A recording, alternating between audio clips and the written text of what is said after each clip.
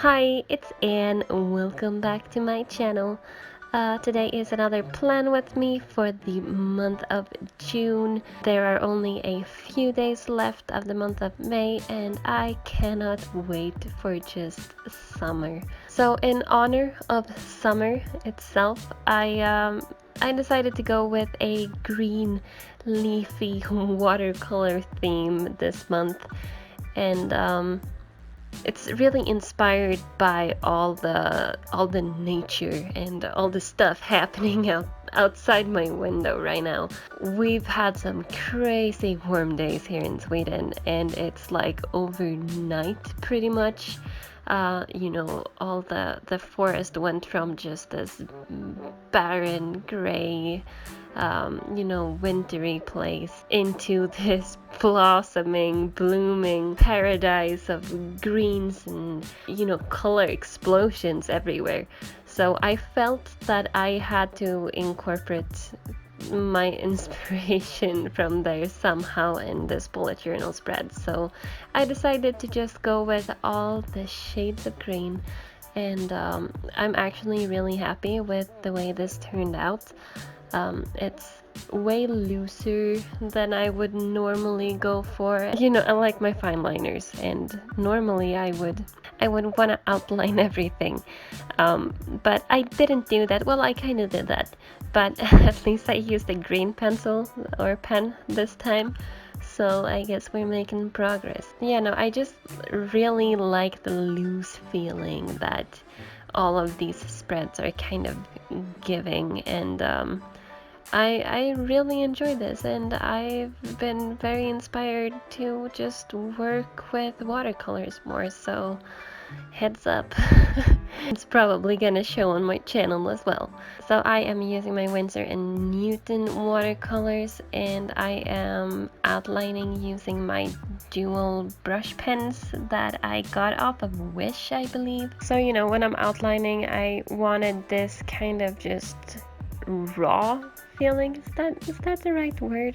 I don't know. I wanted it to be, not perfect. I didn't want any like solid lines, and I really enjoyed how this turned out actually, and I like the not so controlled, it's a little bit more flowy than what I'm used to, and I like it. For my monthly log, I am sticking to the same layout that I use every month because it works for me, and if it's not broken, why fix it? So I am doing the standard just calendar grid, and I have one box for each and every one of the days, obviously. And on the column to the right, I have space for my goals, my monthly tasks, and my waiting on list for the month. So any bills or packages or whatever that I'm expecting, I just write down there, and I can, keep a lookout and make sure that nothing goes missing on the way. So yeah, I think it's really handy. And again, I just need to say, like, since I changed up the grid size and started with a smaller dot grid, I have so much space in here. And last month, well, this month, it's been turbulent, so to speak, and I didn't have time to set up my weekly spreads, and therefore I kind of used my monthly log as the weeklies or dailies or what you want to call it, and it's been working great because I have so much space now. So that was a really good compromise for me. I also went ahead and went in with my light gray Tombow that I use for everything. Will be linked in the description down below as well. I just went ahead and just highlighted every other row because I like the look of it. So the font that I went with this month, I wanted to keep this as simple and organic kind of as possible. So I just went with this really standard cursive, and then I went ahead and I did the faux calligraphy because I don't know how to do actual calligraphy. So I just went ahead and made every downstroke a little bit thicker and filled that in, and I think it looks really darn good actually. So here we have my monthly trackers, or my habit trackers for the month. I also decided to put in my kind of like a sleep tracker in here as well, because you know that I've been using a separate sleep tracker for months now, and I just feel like it's been getting like more and more work, and I've been forgetting to fill it in. And you know, lately my life has been kind of turbulent, and I decided to kind of downsize on my bullet journaling and only keep the essentials. So what I did was I added in a sleep tracker, or I can write down the number of hours of sleep that I get, at least, in this tracker. And on the right hand page I have a at a glance section where I have appointments, I have social media, I have deadlines, work, and then I have little sections for the numbers of hours that I work, so that I can kind of ish, you know, predict how large my paycheck will be, which is pretty handy.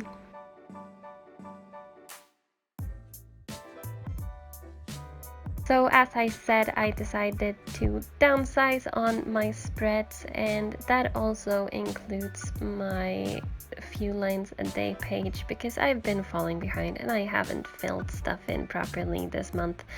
And as I mentioned before, I haven't even set up my weeklies for this month. So I decided to get rid of a bunch of spreads, and instead of my a few lines a day page, I decided to just have a brain dump page.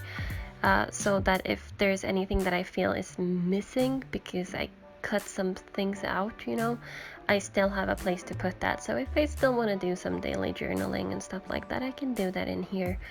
And I really like just the simplicity and the look of this page.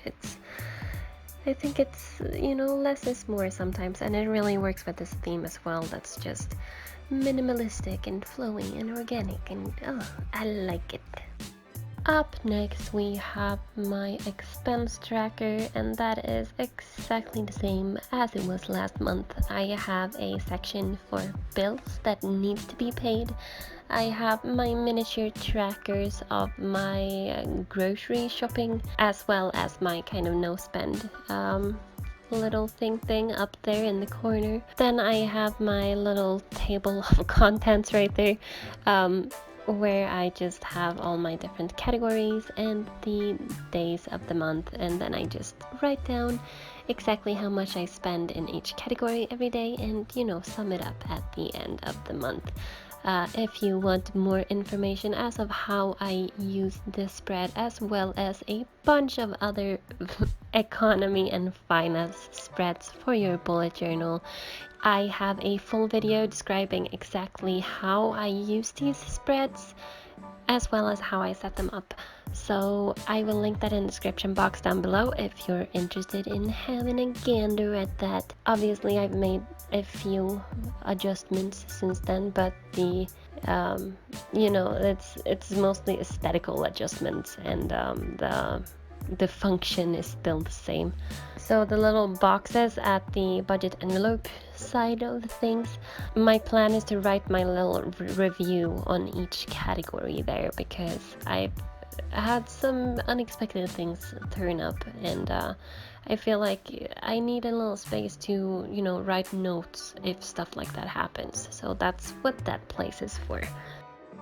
Last but not least, we have my weekly spread, and as I said earlier, I've been getting really busy. I just started a new job, well, 2 new jobs, and I also started a tattoo apprenticeship, which is amazing and inspiring and, you know, time consuming. And I've noticed that I've been slacking on my workouts, and as well as eating, and I was doing so great, and I was actually eating lunch every day, you guys. That's like a big thing for me. What I did was I decided to kind of change up my weekly layout a little bit, and instead of having a more daily kind of thing, I went back to my good old schedule that I used to do when I was in uni and I was working and studying at the same time, and had to see so nothing clashed. And it really helps me to visually see what hours are booked already, and then obviously I color code this and stuff. So if you want more information as of how I'm gonna use the timetable, let me know in the comments down below and I will gladly describe that to you. And on the on the left hand page, god dang it, the left hand page, I have a at a glance section, so I can still see like the most important events coming up of the month. I have a section for tasks, notes, my weekly goals. Then I also have a section for my workouts. There I will put exactly what workout I will do at what time, and you know how it works. I also have a meal plan and a shopping list, because as I said, I've been falling behind. I haven't been eating properly, and I'm gonna try to meal prep for the full week, or like twice a week or something like that.